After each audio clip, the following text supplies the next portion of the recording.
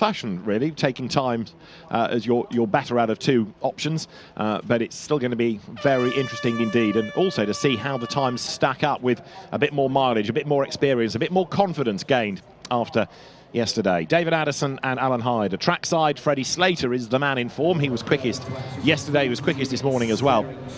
But as you anticipate at Macau, it is a quality entry, that is for sure, with a number of drivers who have won races, won championships across the course of 2025. Not all from Formula Regional, that's the chassis that they use, the Tachus T318, but some have been racing in FIA Formula 3 and have decided to come and race in these cars because the lure of Macau is such. Others have been racing in other categories and are stepping up to Formula Regional because the lure of Macau is such. We have had a few stoppages during the course of the weekend, not only in this category but others, but yet again we are looking forward hugely to what this second qualifying session has in store, because every year you come to Macau and surprises come thick and fast, and talented drivers will always shine through. Freddie Slater this morning in free practice was at the top of the times, and that's the car that you look at, number 11 down in pit lane, he being a champion already this year, and Formula Regional Europe champion in 2025. 2 rounds of FIA F3 as well for Freddie Slater this year, with a second place being his best results over the course of that outing. So it's really what drivers do now, and they are young drivers in the early part of their single-seater careers. They can try and race every single weekend. They can compete in different championships, and many of the drivers that you see down in pit lane competing this weekend in Formula Regional chassis have competed in multiple championships over the course of this year. And if you do get the opportunity as a Formula Regional driver to compete in FIA F3, well, it's a good idea. It gives you an idea of what you might be doing next year, doesn't it? Yeah, that's true. Well, we are pretty much good to go as the drivers go through the final few moments before the green flag is waved at the end of the pit lane. Number 18 there, ready to make his way down the pit lane, is Takuya Suzuki, the Japanese driver making his Macau debut. There, Murray Boyer, who was rapid this morning. He's been racing in Formula 3 for the last couple of seasons. He did come and race here last year. He was 7th. He was 4th back in 2023 and 3rd in the FIA Formula 3 Championship this year. That is Matteo Colnaghi carrying the Red Bull colours, having joined the junior programme this year. Colnaghi, one of the drivers for the PHM Racing team, the Euro Cup 3 champion. Matteo De Paolo, having recently, like in the last week, signed for McLaren, that driver development programme. And Enzo Ye is there as well. Sticker tyres, new set of boots for them. Pirelli rubber is on which they run. The PHM Racing car of Enzo Ye, Chinese karting champion, and has been racing in partly Formula Regional in Europe, but also the Euro Formula Open, from which we have the champion, Tim Equacho.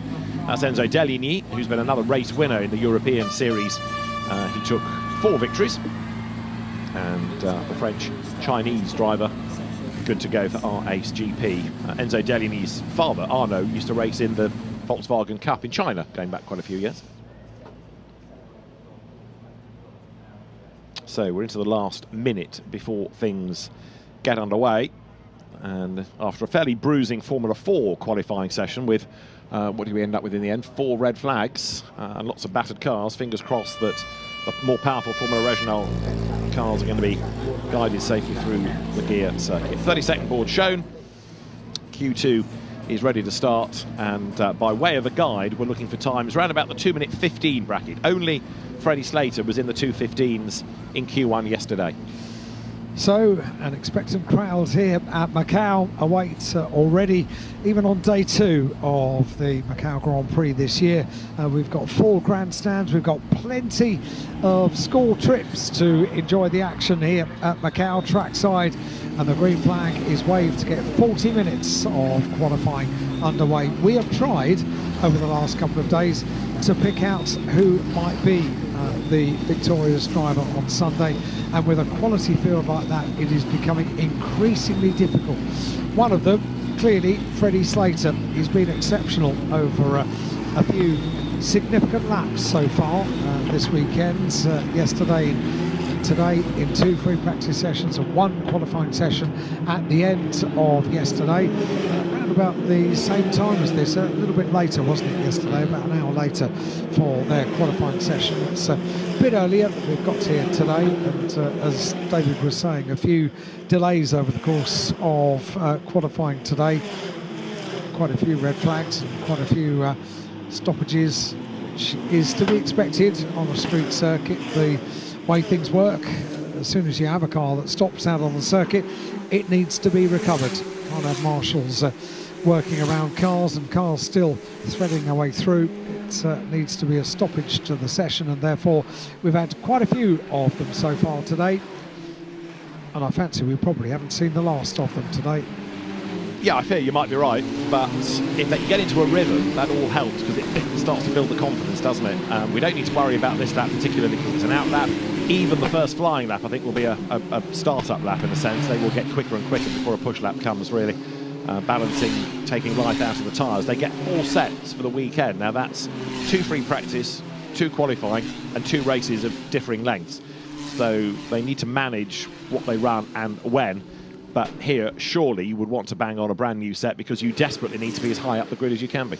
Yeah, for the qualification race tomorrow, which will form part of our live stream, which we've got around the world, and also a number of broadcasters taking the action here from Macau over the course of this weekend, which is super to see every year. And we've got a really good number of broadcasters from all corners of the world taking our broadcast over the course of this weekend, which is great news. The race for these cars tomorrow will be over 10 laps, 4:15 in the afternoon tomorrow. Final action on circuit tomorrow, and their Grand Prix on Sunday. 15 laps in total. Only one race goes longer than this, and that's the Macau GT Cup for GT3 cars. The FIA GT World Cup has a 16-lap race on Sunday. They're qualifying after this as well. We've got the GT3 cars coming up, but now it's all about single-seaters and the 72nd Macau Grand Prix. Enzo Deligny first across the line, first out. He drives for RHGP. RHGP won last year with Ugo Ugochukwu. The allocation of the order of the garages is in the order the teams finished last year's race. So you win one year, you're quite likely to do very well the next because you're at pit out, which is always an advantage. First on the road, ahead of any dramas that happen behind you, first onto a qualifying lap, first to record a time. It's a bit tougher if you're at the back of the queue. You can see from the way that everyone's weaving left and right still that we're not looking at proper push laps yet. They're still getting warmth and pressure into the tyres before they do start to attack the circuit. So yeah, sector times will be an improvement over the out lap, but they're not representative yet. And hopefully we can get through the first 10 minutes or so really before we get any dramas. What we want is for people to get into a rhythm and then start to be able to attack and post lap times. The first half of the F4 session went that way, then there was an interruption and drivers seemed to lose their cool after that. Saw how important it was to put an early qualifying lap in as well in this session. So sensible stuff this, having 2 warming up laps to make sure that everything is absolutely up to temperature, and then the closing stages of the lap that they are now on. If you pull the pin, finish the lap really quickly, that puts you, sets you up nicely for a good opening part of your first quick lap. So this is sensible stuff, 2 laps of warming up. It is, and Enzo Deligny is not without error this weekend. At this part of the circuit in FP2 this morning, he went straight on up the escape road, was able to reverse back down and rejoin without the session having to be stopped. But right now he's on his own and he's trying to use that clear track space to his advantage. Deligny 4 times a winner in European Formula Regionale this year, the ghastly titled Frecker Formula Regionale European Championship with Alpine, but Spa, Imola and Barcelona and Hockenheim were the circuits at which he won. You see there the problems of how narrow the Malco hairpin is, and if you just ran ever so slightly wide, all of a sudden you run out of turning circle. So the car's to a virtual halt, 35 kilometres an hour, first gear coming into that corner. And as Alan's been explaining over the weekend, there's a permanent yellow flag to stop people overtaking, because two cars side by side into the corner, yeah, you can see the width for that, but not the other side. I remember a demonstration here on Sunday as we go on board with Matteo De Pallo. We're going to be on board with De Pallo for the whole of this lap, and it's been a treat so far, and now we're in qualifying. This is going to be one to savour. It is indeed. So he now accelerates, then down towards the very fast right, going through Mandarin, 246 kilometres an hour, 6th gear, goes now down towards Lisboa, hard on the brakes. You're going from 246 clicks down to 83 into the braking zone, down to 2nd gear, back onto the power. You can see how much throttle's being applied as well in that graphic. Grab 3rd gear, climb up San Francisco Hill, and then it starts to get narrow, then it starts to get twisty. 4th gear, trailing throttle, keep it in 4th. Hard on the brakes, down to 3rd. 2nd gear, pick up the revs. Out of eternity, sharp right, up against the concrete. And then down the hill. I don't know why I'm watching your television. I'm getting closer and closer to you. It's absolutely enthralling, this stuff. I've got a telly of my own to watch. Absolutely superb being on board in any of these single-seaters around this tight, twisty section, because you can see what we mean about the barriers. They kind of lure you in, they get closer and closer. It's sort of tunnel vision on this section of the circuit. And in the warm weather, it's very, very warm now. The tyres hot and sticky, gripping to the tarmac, into the right-hander here at Police, on towards the very quickly right-hander at Moorish, and then into the long left-hander at Donna Maria. Still a tight part of the circuit. Run downhill towards the Melco hairpin. This is the area that you have to get absolutely right to finish the lap nicely and to set yourself up for the start of the next lap as well. Melco hairpin, 42 kilometres an hour, 1st gear, back on the power, down towards Fisherman's Bend. So you're looking at 3rd gear and 125 kilometres an hour for this part of the circuit. Matteo De Pallo, who's been there or thereabouts across the weekend, looking to try to get himself to the top of the times. And then it's now down to Isle Bend, again 135 kilometres an hour, 4th gear. Enzo Dellini then goes across the timing line, and he does a 2 minutes 18 as his opening effort, 2:18.016. De Pallo goes 2nd, and we'll see what Freddie Slater can do when he comes through behind. But the first flying lap offered up. Teo Nile, who did nothing this morning, never got a proper time in, he's gone quickest. Murray Boyer goes 2nd, Dellini's 3rd, Charlie Thorts is in 4th place, and Freddie Slater goes top. So a 2:17.033.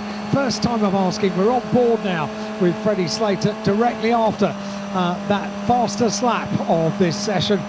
Freddie Slater is really delivering when he's asked to do so, isn't he? This is commitment. Get a really good idea from the cockpit of the car just how committed you have to be around the gear circuit here at Macau, and how smooth you need to be as well. Very close to the wall on the outside of Lisboa, but Freddie Slater then 3/10 quicker than anybody else at the end of his first flying lap. Teo Nile, though, now is doing absolute bests in Sector 1. What he did until we had Suzuki go even faster. Niall in the Pinnacle Motorsport car has been racing in FIA F3 this year for Van Amersfoort. Freddie Slater has just gone purple, so overall best in Sector 2, following that quickest lap of the session. 2:17.033 is what we're aiming for. And Evan Gilter has just gone 3rd quickest. He was the Middle East Formula Regional champion at the start of the year. That's the best we've seen out of Gilter all weekend. It's really the first time we've had to mention him, other than at the end of a session in a rundown of the times, because finally Gilter, with clear track space, has been able to show us what he's capable of, and he's going quicker again on his next lap.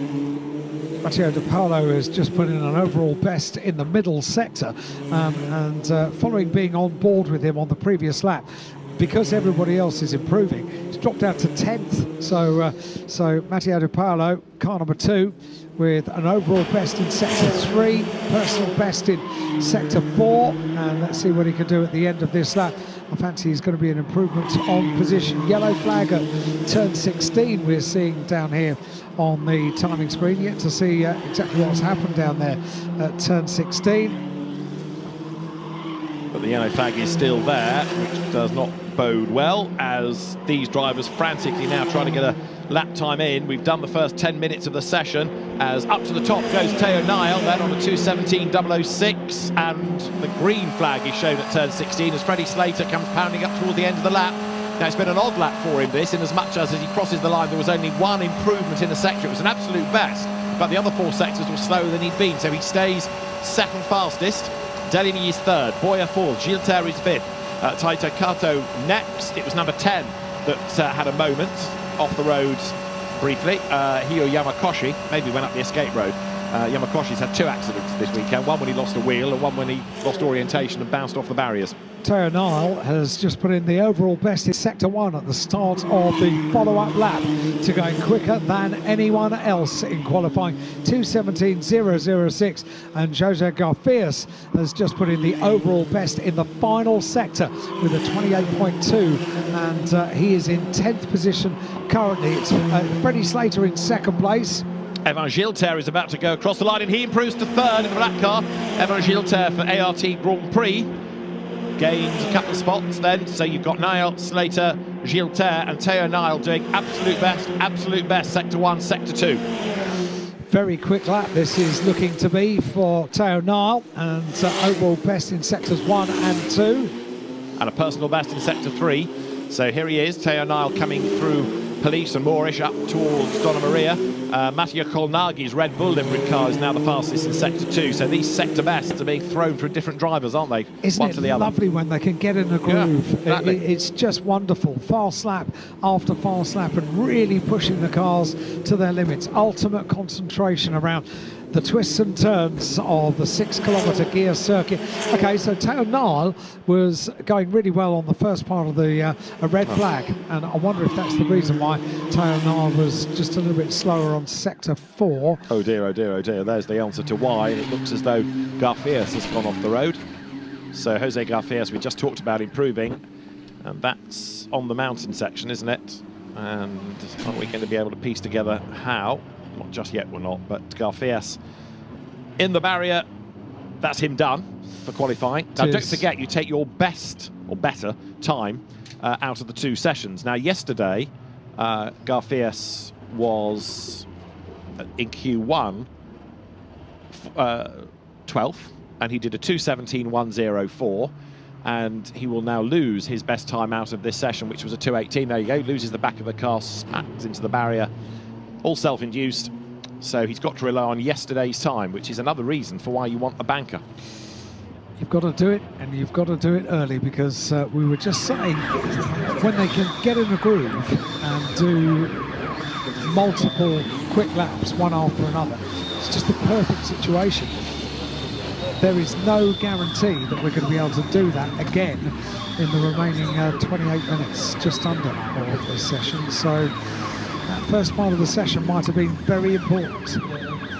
Because now we go back to the point we touched on in F4, that when it's interrupted and drivers have to pit and then they lose their rhythm. They don't lose time here because the clock stops, but their rhythm is interrupted. They then go out, get a bit edgy and perhaps make another mistake, or feel they have to push harder than they really do, and then another stoppage comes, and then it just goes into this downward spiral. Well, with the F4 cars, the other single-seaters that we've got here this weekend, we saw it just after the resumption, when you go out and you maybe push a little bit too hard too soon, and then all of a sudden you find that you've got another stoppage.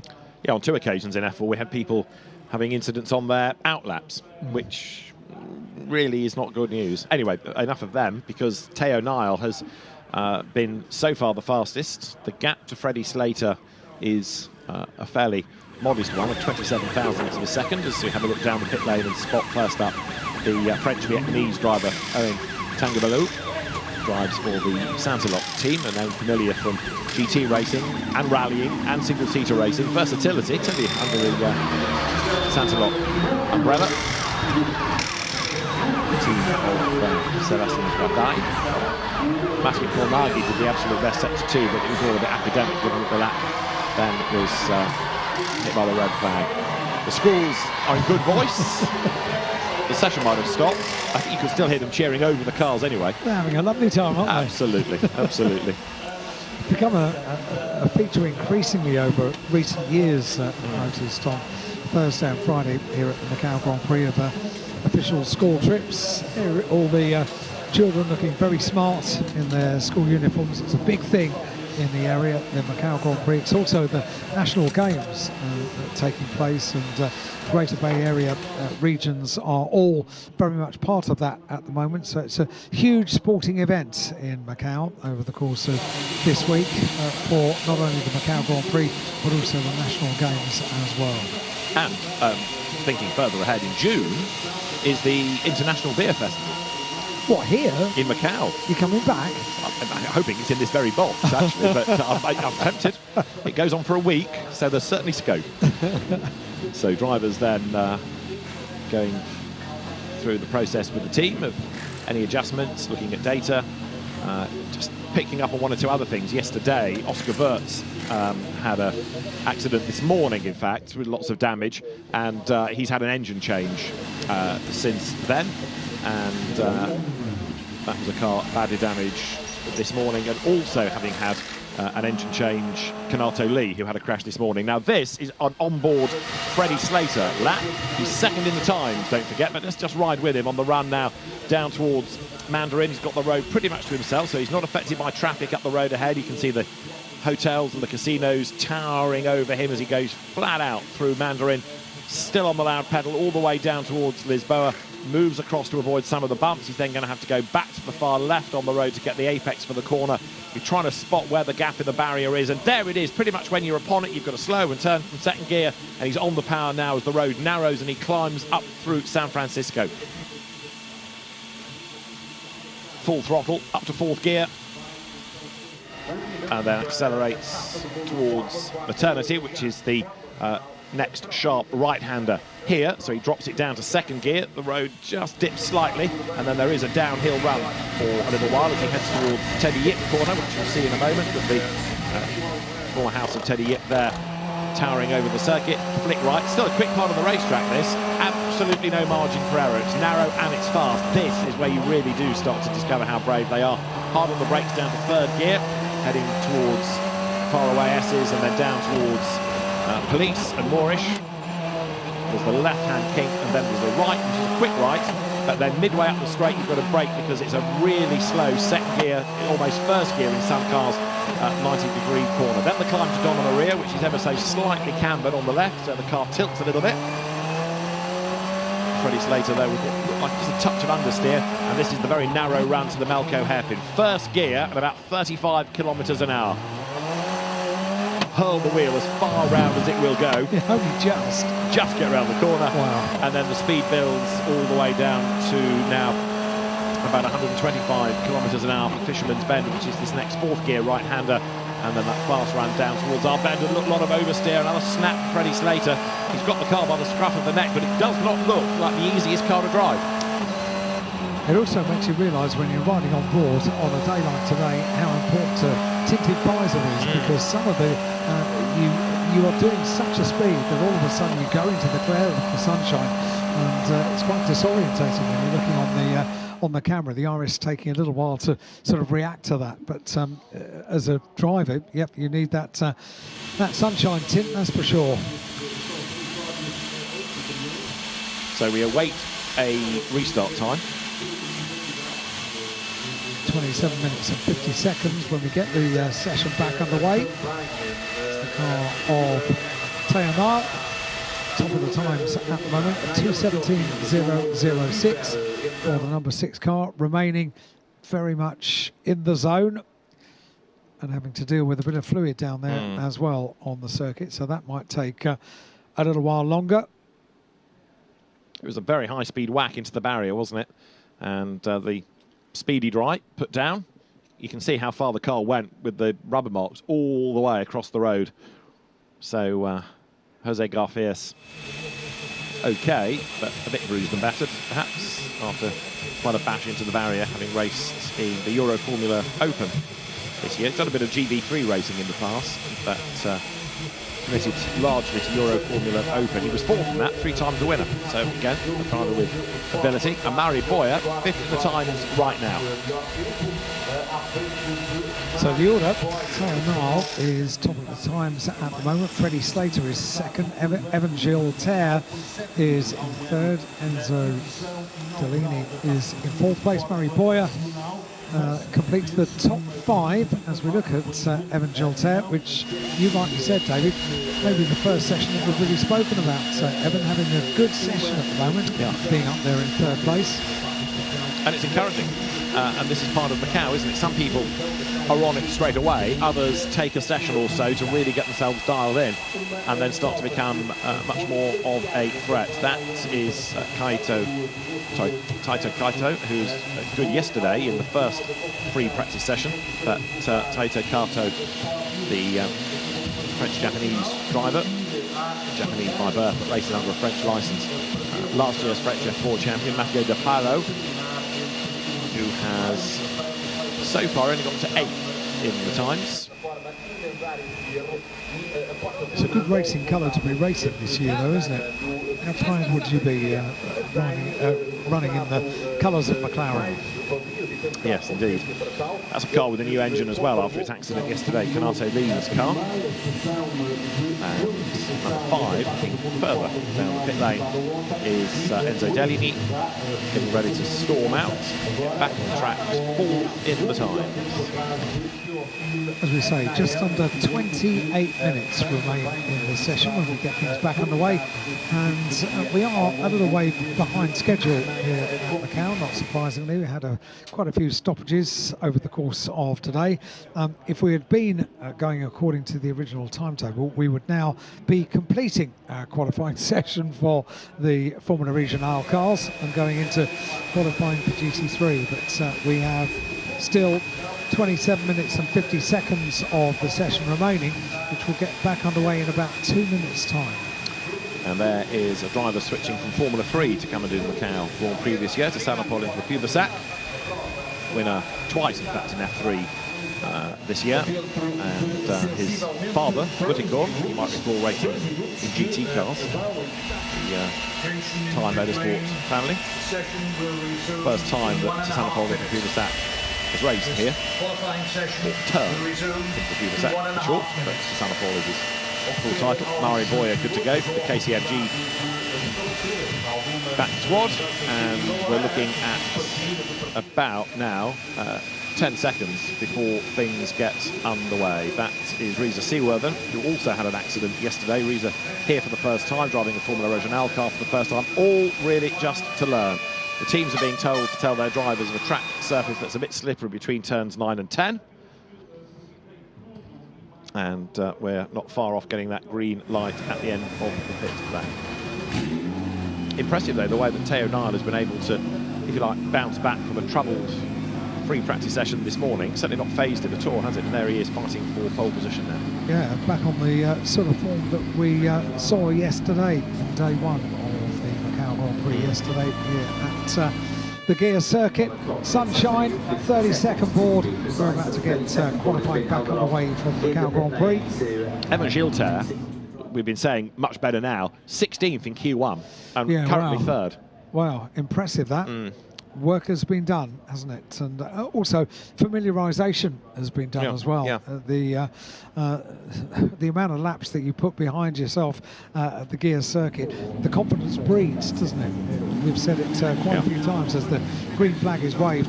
You can do as many laps as you like on a simulator, but there is nothing quite the same as real-world experience with sitting in a car and experiencing all the assault of the senses that the Macau gear circuit is. And also, you need a good driver coach, because somebody that can invest in you and say, don't worry, or try this line, or be mindful of that bump, here more than anywhere perhaps, is absolutely crucial. There is, at the end of the pit lane, the practice start box, but I think pretty much everybody for now just wants to be on circuit. They were using that in free practice, but it's too important the qualifying session to be wasting time. You can see they're all on quite a few new sticker tyres. Yeah, absolutely. It's quite a sight for the eyes, that, with the white flicking through. And you can see how track position is important. Murray Boyer absolutely determined to come by, as in, I'm coming by, and gets himself up the order on track, so he doesn't want to get stuck in traffic at all. It was a bit marginal, wasn't it, going up to San Francisco? So everyone got through, sensible stuff, and can't win anything on the outlap from pit lane, can you? Certainly lose a lot. Yeah, and we've got a couple of drivers being looked at from the Formula 4 session for an accident, not on an outlap, but going into that corner. Right, Mari Boyer storms past Enzo Dellini. He said that puts Boyer at the head of the queue, nobody ahead of him. Do you get the feeling that Mari Boyer is going for one instant push lap here?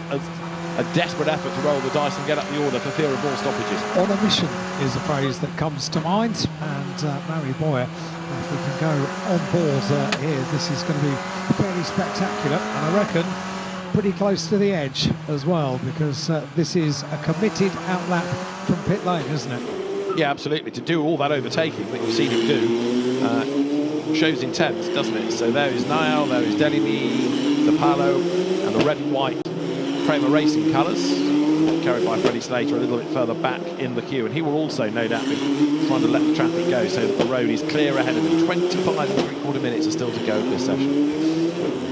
So just under 26 minutes of qualifying, and this is the final qualifying session for single-seaters. They go into qualification races tomorrow, and then of course the big races on Sunday here. And this one, the biggest of them all, the Macau Grand Prix. It's one of the regional cars that are competing for that title for the second year here at Macau. Right, weave the car as much as you can as you close in on the completion of the lap. Mari Boyer has certainly got as much heat into the tyres as is absolutely possible. So let's ride with Mari Boyer then and see whether or not this is going to be a lap with an improvement in it. He certainly was going so hard on the previous start-up lap to show that he wanted to get the warmth in the tyres, so he's absolutely on it, and we'll see shortly when he gets to the end of this run down to Lisboa whether or not we're going to have a better first sector. If we are, the lap can be built upon. Down towards Lisboa he comes.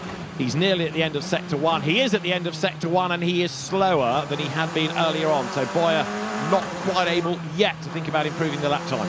Into San Francisco he goes. It's great to be on board, because this is, although not a personal best in the first sector, certainly commitment early on in the restart of this session. Slipping through the lefts and the rights, the wall on the left-hand side into the demands of the run down towards Teddy Ip after maternity, and then into the Solitude S's where the car goes from left to right and left to right, and then the run down towards the left-hander at Pyle, and then Faraway Hill comes next, which is coming up any moment now, ultimately finishing up in the right-hander at Police, and then very quickly the squirt onto Moorish Corner, the one that can so often catch you out. So this Mari Boyer on the first quick lap after the resumption of this qualifying session. And it is starting to come, because he's done a personal best in Sector 2, but also Timek Kwarczyk, the Polish driver, has done an absolute best Sector 1.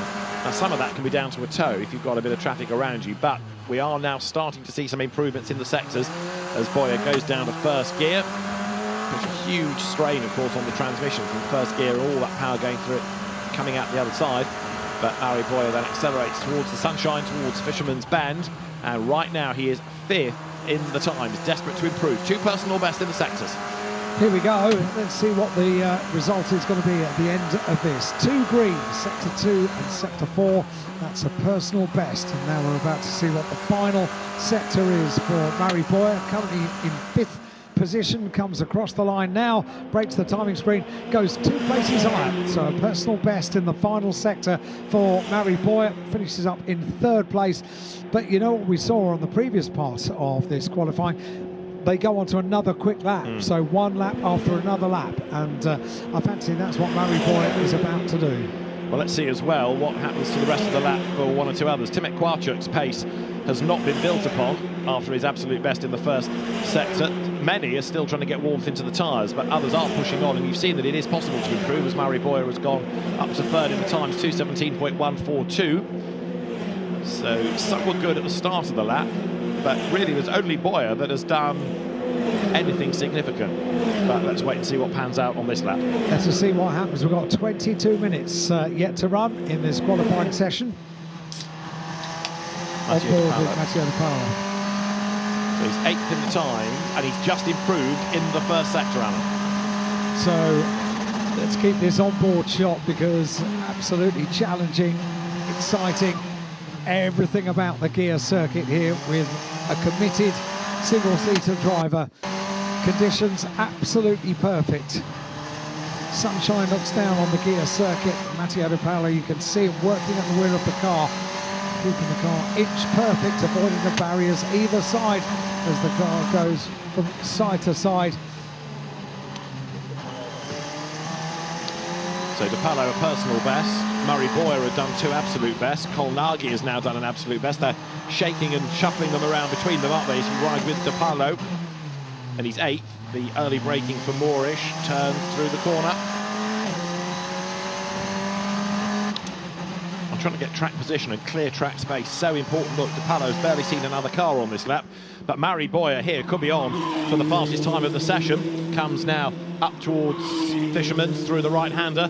Remember, the best yesterday, 2:15.708. That is the benchmark, that is the target, 2:15.7.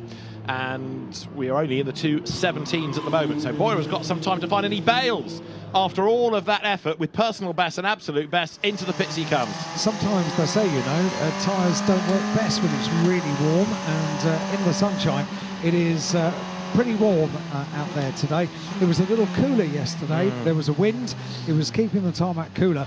I wonder if yesterday's times are going to be the quicker times at the end of this. 20 minutes we've got to go. De Paolo comes into pit lane as well, and I just wonder if we're going to see yesterday's times being the better of the 2 days. I think in most cases you are. I mean, Gilles is one that bucks the trend, but Matteo Colnaghi now goes quickest, a 2:16.783. So Matteo Colnaghi way back before that lap was started. Vaults up through the top 14, and Colnaghi, who was 6th yesterday, did a 2:16.685. He's still a 10th down on yesterday. So yeah, the evidence would suggest that in the warmer conditions it is going to be fractionally slower today, even though the order is still shuffling. 2:16.7, and we were into the 2:15s yesterday. Much hotter today than yesterday. And Colnaghi, a very good lap that in these conditions. Teo Nall is 2nd quickest. Came into pit lane at the end of that lap. And Freddie Slater is still out on track and has just put in his personal best in Sector 1. So Freddie Slater, car number 11, one to watch out on track as we look at the 23 car of Teto Kato, the ART Grand Prix car. Gilles has just gone 2nd on the 2:17.004. Now this is Freddie Slater, who finds himself 4th in this session, but still with the fastest qualifying time set yesterday. 3rd gear, 4th gear. Heads down towards Faraway Hill, and then on to... another red flag, yeah. On towards Moorish, but a 2nd stoppage, and it is another broken car. Is that Colnaghi, having just gone fastest? It looks like a Red Bull livery car, that. Maybe not. Maybe a Van Amersfoort livery. But whatever it is, it's well broken. Yep, certainly requires a red flag, and we get it, the 2nd one of this qualifying session. And Freddie Slater had, by the way, on the lap that we were joining him on, just put in the overall best in the 2nd sector. A question mark over whether it is the number 29 car, which has had the problem out on circuit, causing the red flag. So that would be the Euro Formula Open champion, Timek Kwarchuk, and it is confirmed as 29. So Timek Kwarchuk, the Polish driver for Van Amersfoort, is off the road. So yeah, it was a Van Amersfoort livery, and the Euro Formula Open champion, former GB3 racer, has clattered the barrier very hard indeed.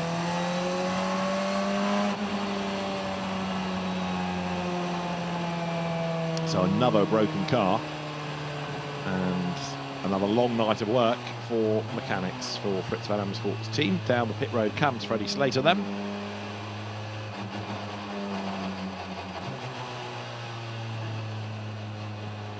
And we'll have a look at what happened to Kwarchuk. He's already hit the wall, hasn't he?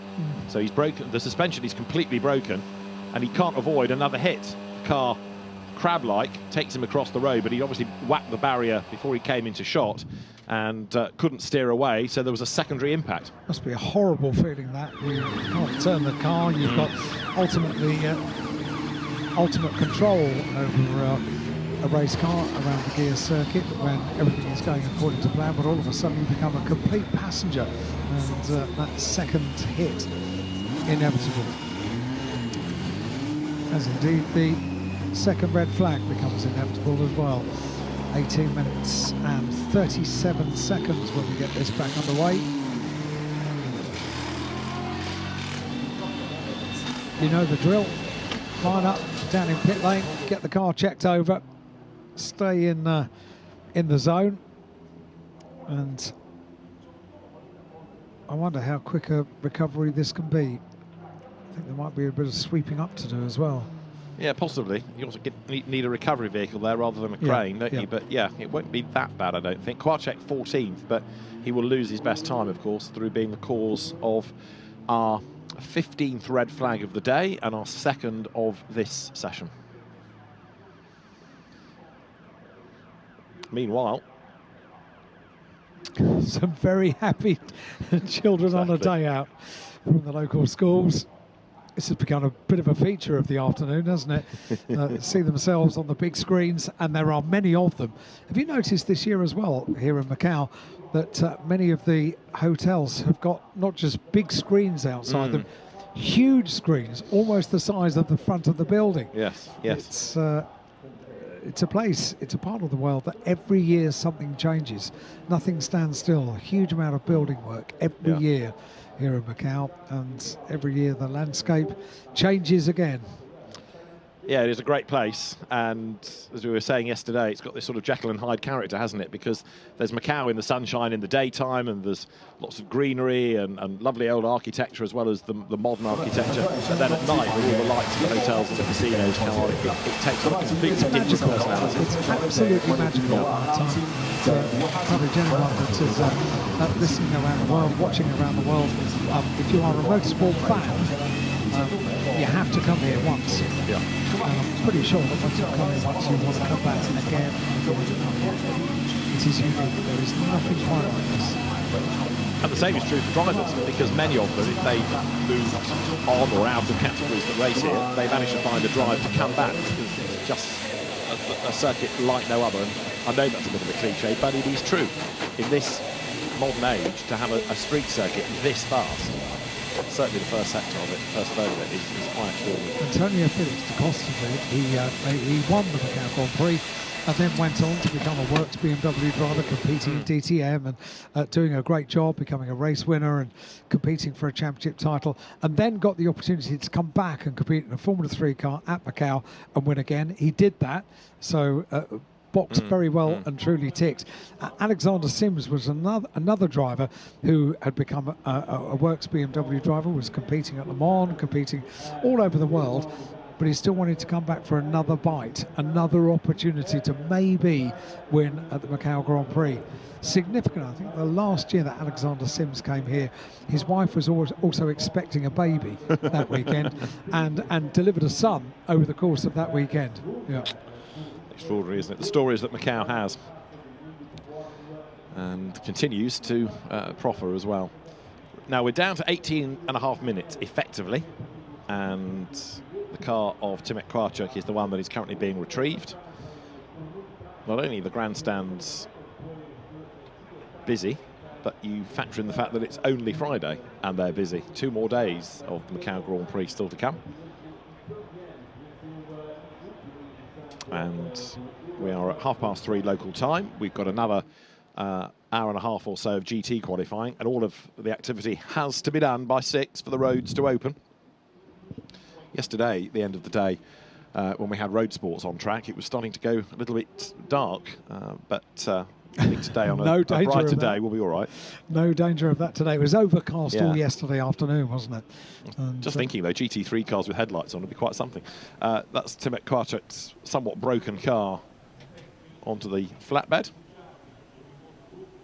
I'm going to check on the weather forecast now to see if we've got any clouding coming so we can give you headlights. No, afraid not. Sunny and lovely. Okay. Sorry about that. Right, Kwiatek's car being retrieved, and there Freddie Slater getting ready to venture back out. Sunny tomorrow, a high of 26 degrees, sunny on Sunday, a high of 27 degrees. So very different weather over the course of this weekend to what we had 12 months ago. And Sunday for these drivers is when they will all be presented to the Macau chief executive, and he shakes the hand, and he is accompanied to the VIP area overlooking the start line. And it's, again, it's all part of the magic of the event. It's something that these drivers just do not experience anywhere else.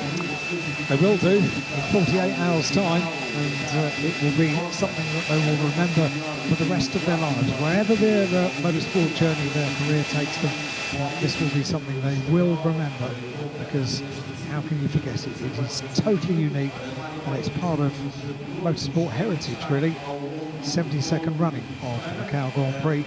That's a lot of years for this event, and every year something else changes. You look at the photographs from year to year, and you think, hang on, that building wasn't there, was it, last year?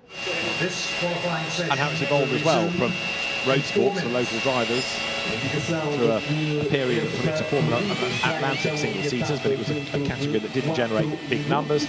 And then in 1983, with a huge amount of effort from the late Barry Bland, Formula 3 became the category, and that's really what kick-started all the attention around the event. The gear race, Barry worked hard to attract European teams across, and that grew. And then a GT race was added in, and that grew. And the Grand Prix itself went for, what, 3 decades, nearly 4 decades for Formula 3 cars. It then, because of COVID, ran for Formula 4. We went back to Formula 3. But last year, the introduction of Formula Regional to bring people with the same type of car from all over the globe has worked really well, because the F3 aspect of the Grand Prix, and the cars were coming so fast on the circuit anyway, but it was just like a non-championship FIA F3 championship race. There wasn't that shootout feel that they used to be. Fascinated by Nakamura's helmet. Not sure what that design is. We've seen it a few times on the screen today, but I think the vegetables with smiley faces. I think I saw a carrot. You know you're saying this out loud. Look closer next time. Right. I'm not making this up. Do I need to have a sit down? I was just reflecting on how often in a FIA motor race commentary do you hear the phrase, I think I saw a carrot. With a smiley face. With a smiley face. That was Alan Hyde. Please give James. Right, we are not too far away from getting the session back underway. And it is Mattia Colnaghi who is the fastest. We are 2¼ minutes away. And that is the reason for the most recent stoppage. What's left of Timek Kwarchuk's car, but it's off the road. And very shortly, therefore, things will resume here on the gear circuit at Macau.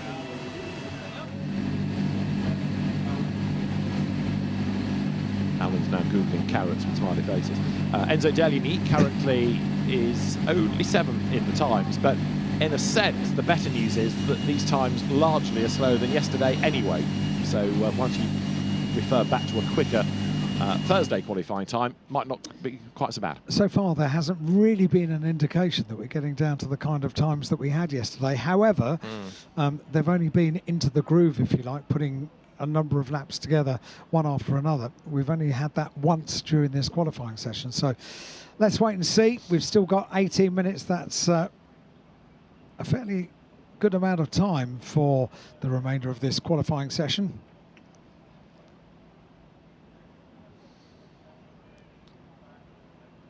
Crash helmet in question, Jin Nakamura's, has been guided to be 11th fastest as the 1 minute board is shown in the pit lane. 1 minute board. It was a carrot. Not a phrase I've used a lot. Just turn him off now. I've enough of this carrot rubbish. I do apologise, everybody. He's not been well. We've just looked him up on Instagram. We've got it now. Yeah. Here we go. 18 minutes and 37 seconds of this session. Remains 2 interruptions with red flags for qualifying for the 72nd Macau Grand Prix. I feel self-conscious now. It left for that. 30-second board shown, and qualifying ready to resume for the Macau Grand Prix. It's Q2, and don't forget you take your better time out of the 2 sessions. And yesterday, looking for the majority, not all, but the majority of drivers to have been the quicker. So 5 seconds to go. And then the board was shown at the end of the pit lane. The light will go green and everybody will scamper out of the pit lane. Now,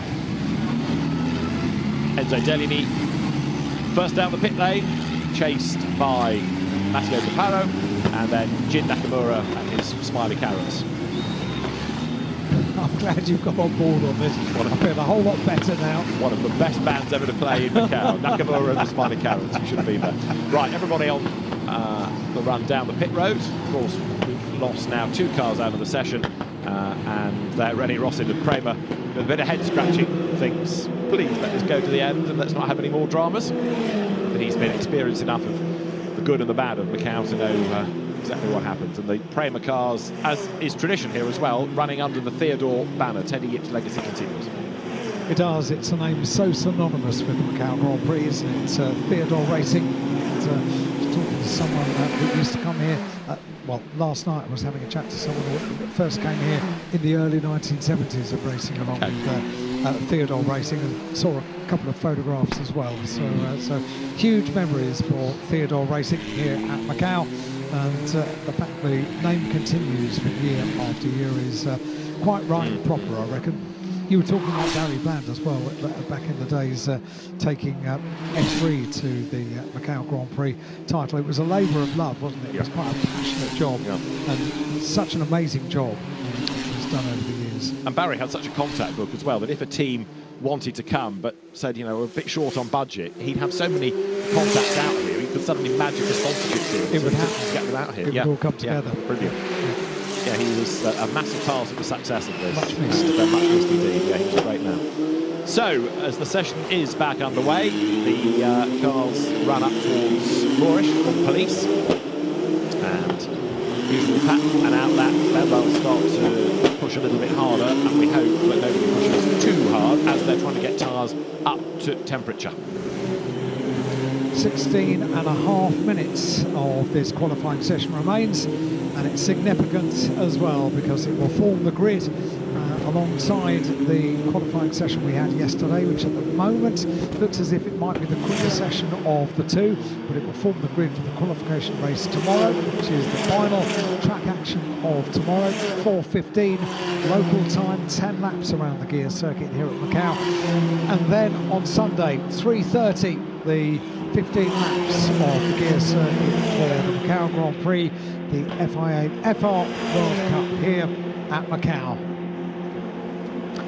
Now, we have seen on a number of occasions 2 laps from out of pit lane for resumption to get things back underway, and they are still weaving now on the second of those out laps from pit lane. So it's not 1 but 2 laps.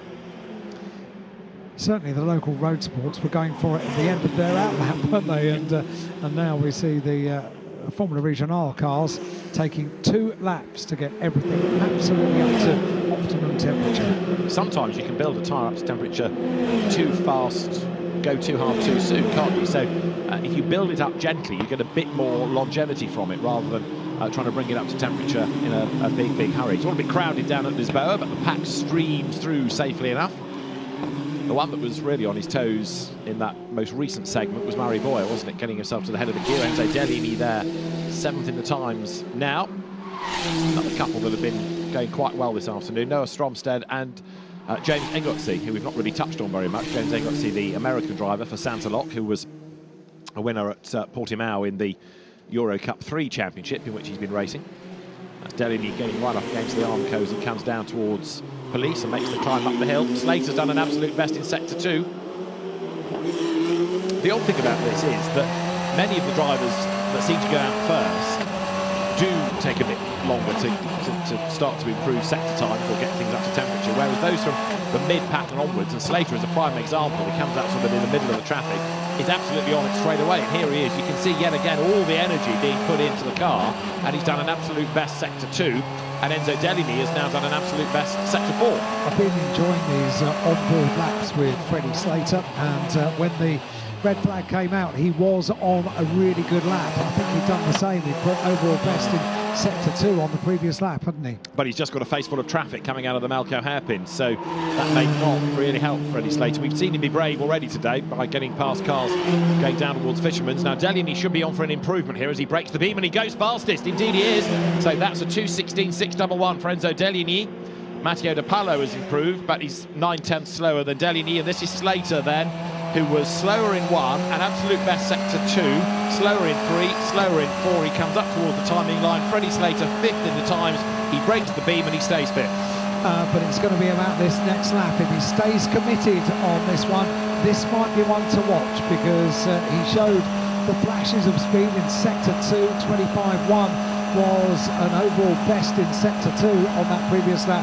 Got involved in traffic. Now it's clear for Freddie Slater, and that's the view that he's got. When you blast into the sunshine on the run down towards Lisboa, you can see the hotel in the distance, a uniquely shaped building, and he goes personal best in sector 1. But they all do. Yeah. Evan Giltaire does, Teo Nile does, Mari Boyer does, and Tato Kato does as well. But they are 0.2 of a second and above slower than the absolute best in sector 1, so they're improving their own times, but they're not necessarily competitive against the outright best. Now Slater has done an absolute best in sector 2, and he's just taken that away from this man, Mari Boyer. So you've got Deliany the quickest. Now Deliany's best today is the best of anybody, and he's 6/10 slower than his own best of yesterday, to put it in context. Freddie Slater overall best then in sector 2, and that's 3 consecutive laps that he's been able to go quicker than anybody else in sector 2. Last time the red flag came out, he wasn't able to continue. Now he can continue and see what he does. It's good. His overall best in sector 3, which is now a yellow flag sector. It is indeed at turn 7 then, so that suggests drama on the mountain section. Still 11 minutes 50 seconds on the clock, and another red flag is shown then, so there's been yet another accident, and very, very few laps have been completed, so we're back to where we were last year with stoppage after stoppage, no rhythm being done. And there's a car, look there, just at the very bottom, hidden behind the graphic. That's an Evans GP livery, I think it is, I think. Yeah. So that would make it... Charlie Wirtz, Oscar Wirtz, or Yamakoshi. Yamakoshi. Yeah, we'll confirm as soon as we can. So, yet again, we have a red, and this is the reason for the stoppage. Big lock-up, big understeer, hard into the wall, nose cone spat off, damaged car, and the red flag for the 3rd time of asking in this session. And yet again, wall car flag penalty, because you lose your best lap time. And there'll be the investigation line on the timing screen very shortly, but there really is nothing to do. You cause a red flag, you lose your best lap time. So car plus wall equals red flag equals lose best lap. Maybe I'm being slightly unfair to the Evans GP team in suggesting it's one of their cars. We're still awaiting confirmation, but everybody back into the pit lane. It was an Evans GP car, and it was Charlie Wirtz this time. Oscar had his accident this morning, now it's Charlie Wirtz. So things really are going from bad to Wirtz for Evans GP. That's one each, and Yamakoshi had 2 accidents yesterday, so they've all had a strike now. You have to treat all the children equally. So Freddie Slater, you know, when we had the last red flag during the session, he'd just gone overall best in sector 2. This time he went overall best in sectors 2 and 3. It would just be nice to get a couple of laps, one after another, when we can see this play out. And like you've said quite a few times, the both of us have said over the last couple of days, just get in the rhythm. We've had it at the start of this session, but not since.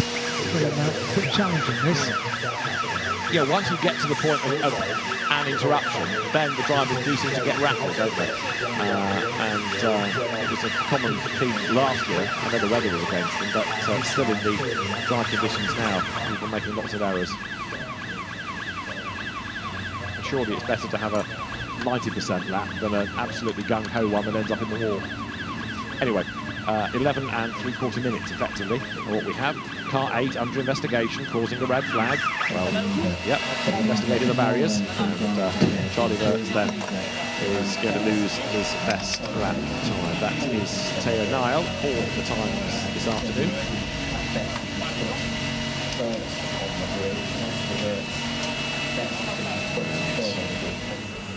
Jin Nakamura, number 3, was the driver that was attracting Alan's attention with his crash helmet a little bit earlier on. He is currently 12th in the times, as you see other cars there from the Toyota Gazoo Racing driver development stable being pushed back into line. So that's the look down to pit out, where the cars in due course will be. And right now, we've got to get this broken car of Charlie Wurtz out of the way. There are going to be an awful lot of empty bars tonight because mechanics are going to be here rebuilding cars. It's going to be busy, isn't it? Yeah, Not great for the economy. Yeah, you're quite right. Now, this is Jin Nakamura, and you have a look at Jin Nakamura's crash helmet, then Alan will wax lyrical. If only I could find the cut. It is there, yeah, so just to the left-hand side of your chin. There you go. Small carrot with ears and a face. And the other characters, he says, stupidly. Let me see the emojis. There's a teddy bear, a rabbit, a carrot, and all sorts. Very proud of that. You can imagine. Put all the emojis that are involved in that helmet on Instagram. Really? Yes. Said that like a cad. Thanks, Alan. We're going to be back underway in less than a minute. And it is... You're very grateful about that, aren't you? Deligny, who is the fastest. You're not wrong. And he's quicker, he says, ploughing on regardless by 0.172 of a second from Mathieu Colnaghi and Evan Gilter. I'll send you the link. Is that all right? Yes. Yes. Can't wait. 30 seconds before before we get things back underway. Carrots and all. Right. Jin Nakamura is 12th. I'm going to put my race face on now. I think they are too. Yes. But they're careful faces as well, please. Keep off the walls. Yeah. That's the big letdown of the day, really. Green flag is shown. We're back in business then. We've got 11 3/4 minutes as the cars roll down pit lane. And please, can we get through this without another stoppage? Please. We're up to 16 red flags across the day, and we don't want any more. What were we yesterday? 15 in total. 15 in total. We've got 2 more sessions to come here today after the conclusion of this. So. And we've had fewer sessions today. Yes. Just saying. Oh well, here we go. 11 minutes and 20 seconds of this session remains. And GT3 qualifying is coming up over 2 sections of qualifying, and historically, you know, we haven't had many interruptions from the GT3 cars last year and this year so far. I think we're in to a thrilling finale for the day with the conclusion of this qualifying for the FIA FR World Cup and the FIA GT World Cup. Drivers still, in a lot of cases, though, having to rely on their time from yesterday as the track is live once again. So the incident reports get longer and longer as the day goes on, but perhaps it's inevitable that you get these dramas because we're getting through free practice into qualifying where things become ever more important and the commitment level goes up too.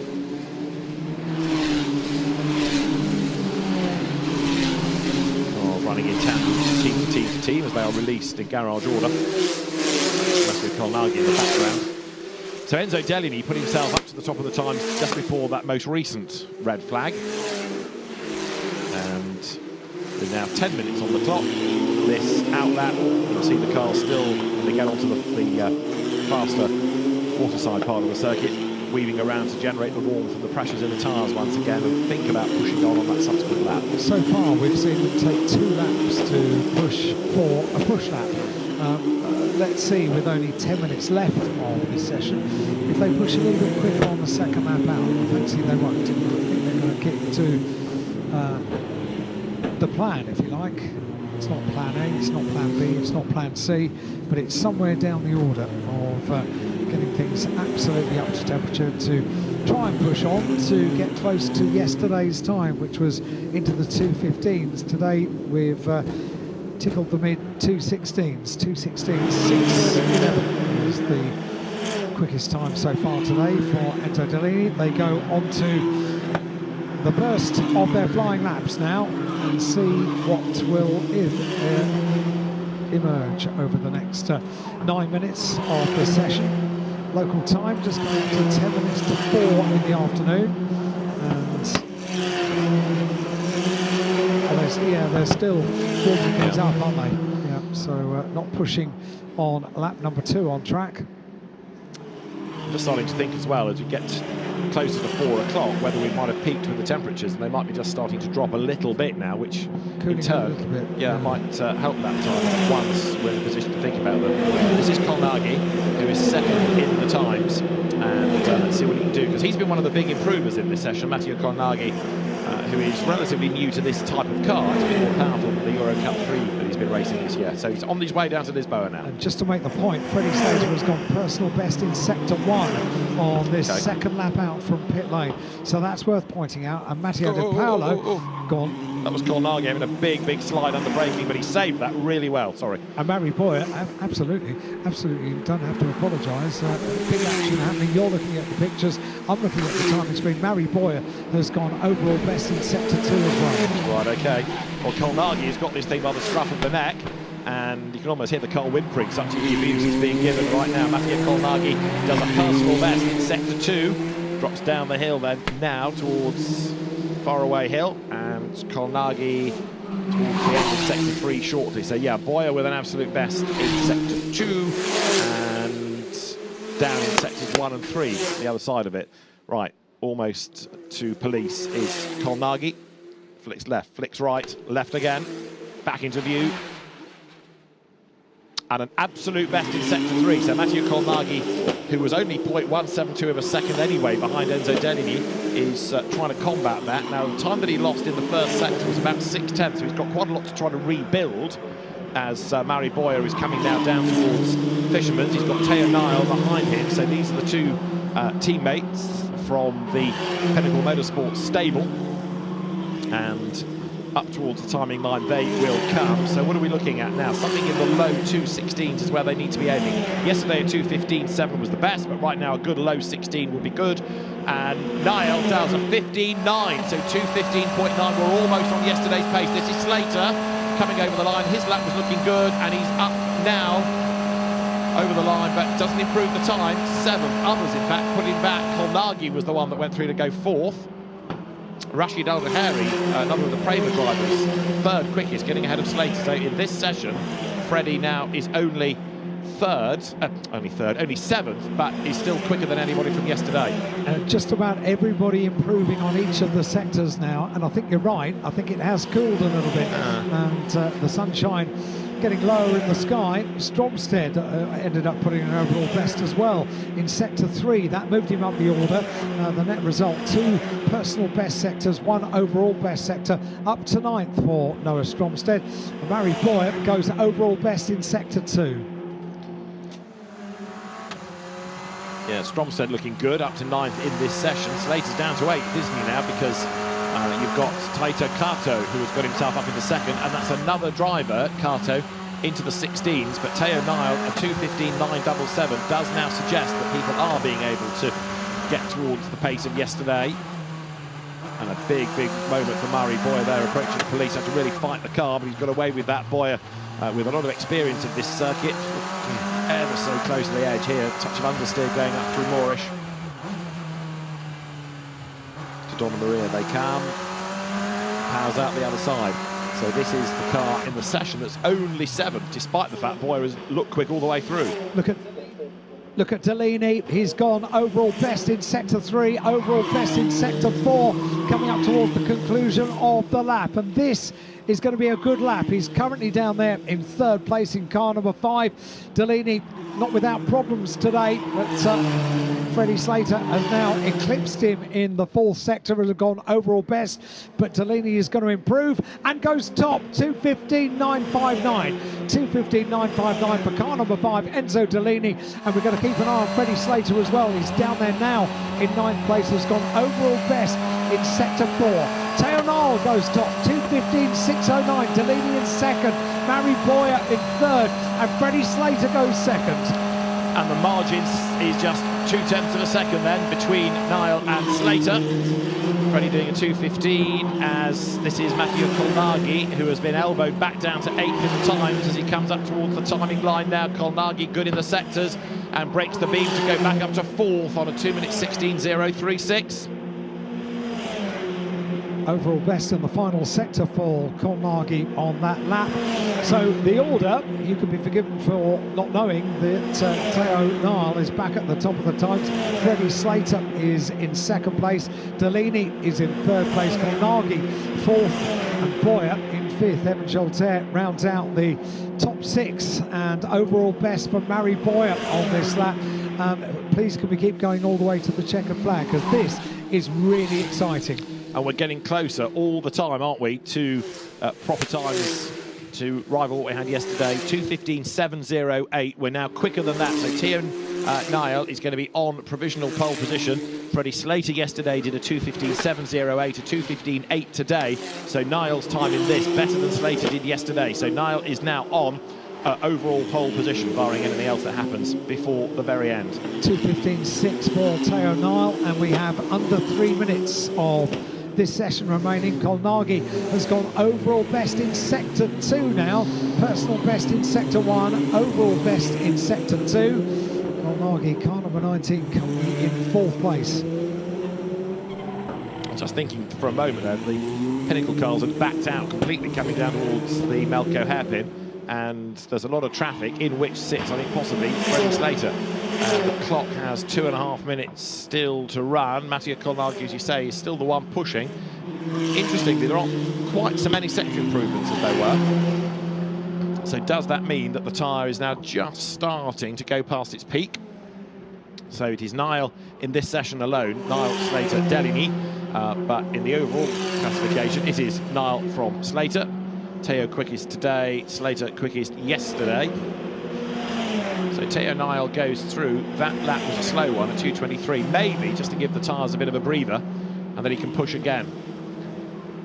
Stay out there, just in case you need to respond. Up towards the line here comes the Evans GP entry of the Japanese driver Hiro Yamakoshi, who was in the wall somewhat yesterday, but Yamakoshi now 14th. Enzo has just improved to go 12th. James Igotzi 11th. Evan Giltag goes back up to 3rd. And Taito Kato to 4th. This is Murray Boyer, who is 7th for all of the energy that he's put in. He's only 7th in this session. But it's not finished yet. We've got 1 minute and 20 seconds of this session remaining, and running on board with Murray Boyer, who has been very quick over the course of yesterday, today, and continues that trend. Goes overall best in sector 2. Good one to be riding on board with, because he has just put in the overall best in that 2nd sector. Personal best coming in right the way down the order. Matteo De Paolo, who we've run a few laps with over the course of the last 2 days, is only down there in 9th place. And that may be quite surprising. This is a class field, isn't it? There are so many that are incredibly impressive, and a moment there for Murray Boyer. Yeah, I thought he was going to understeer off. It just looked as though he braked ever so slightly too late, but Murray Boyer does survive that and has still on this lap been able to do an absolute and a personal best. Checkered flag is imminent because we're about half a minute away from it as Murray Boyer now accelerates on towards the Melco hairpin. Goes down, down, down, down, down through the gears to 1st. Gives it as much lot as he can muster. Comes out of the corner, and then the speed builds the other side. He's going to take the flag because that is ready to be waved on the start line. Sector 4, not a personal best for Murray Boyer. Let's see what's going to be the final sector, because don't forget, he went overall best. Checkered flag is out. He went overall best in sector 2, personal best in sector 3. About to complete this lap, the final lap of qualifying for the FIA FR World Cup and the Macau Grand Prix here in 2025 for the 72nd Macau Grand Prix. He's about to come up to conclude the lap and finish qualifying, heading into the qualification race tomorrow here at Macau. I'm not sure the places are going to alter now. The checkered flag has come out. Theo Niall is top of the tree. if the teams are savvy, they'll be telling the drivers that they're not going to improve, and therefore that they need to just perhaps look after a little bit of life in the tyre. So coming into the pit lane, there'll be some of the cars required for scrutineering. That is then Murray Boyer, who makes his way down the pit road, and teammate Theo Nile then the fastest, and a really good job.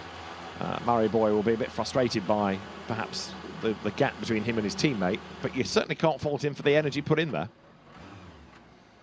So Murray Boyer drives down the pit road. Theo Nile then the fastest, the driver who was 8th in FIA Formula 3 this year. Murray Boyer, yeah, disappointed. Didn't quite hook up, did it? Some sectors good, but not full laps weren't. Right, surprising, isn't it? Because he has shown such good pace, but this is a class field this year. This entry for the Macau Grand Prix is superb. It could have been one of a dozen drivers that ended up quickest after qualifying. Qualifying is one thing, racing is another, and we've got 2 races to look forward to around the gear circuit. But for now, make the most of the first triumph on the Macau Grand Prix weekend for the 72nd Macau Grand Prix. And Theo Nile, enjoy this moment with the team. Very much a team effort here. And huge congratulations taking place down there in pit lane. And we saw last year the importance of starting at the front. I know it's obvious, but more so here perhaps than anywhere. Theo Nile then has really put himself in the power seats. But Freddie Slater, starting with him at the front of the grid, it's going to be fascinating, is it not, to see how he is able to take the battle to Theo Nile on that run down towards Lisboa tomorrow. So, again, an interrupted but a really interesting session, and Theo Nile is provisional pole sitter for the 72nd Macau Grand Prix. So, confirmation of the order after qualifying 2. Theo Nile is quickest, Freddie Slater is second, Evan Giltaire having a good qualifying in 3rd place. Right the way down the order, we can see how things have panned out, including double Macau Grand Prix winner Charles Learn in car number 31, finishing up in 19th place in his first outing in the FR cars here at Macau, having mastered the Macau Grand Prix in Formula 4 machinery back in 2020-2021 as well. So that's the order, 27 cars competing for qualifying for the grid for the qualification race tomorrow, which we'll have for you here at Macau tomorrow on the live stream and around the world at 4:15 tomorrow. This was qualifying.